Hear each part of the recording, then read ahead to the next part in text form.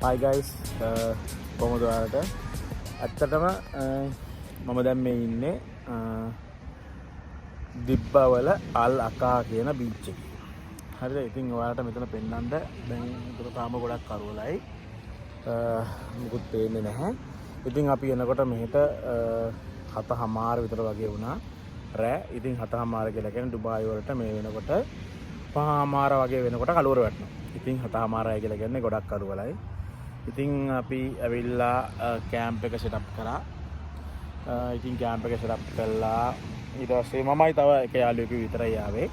ඉතින් කැම්ප් එක සෙටප් කළා. ඊට පස්සේ කෑම හදලා අපි රැයට කාලා තේ බීලා කෑම හදලා රැයට කාලා.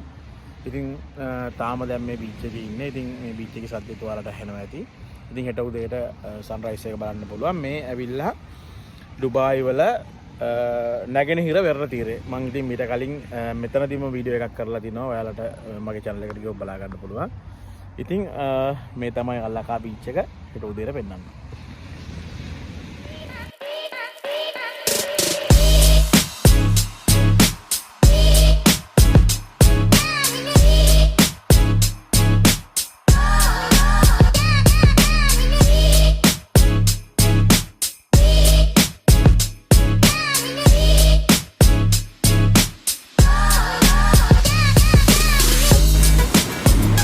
එක්සත් අරබ් එමිරේට් රාජ්‍යයට ඉර උදා වෙන්නේ මෙන්න මෙහෙමයි.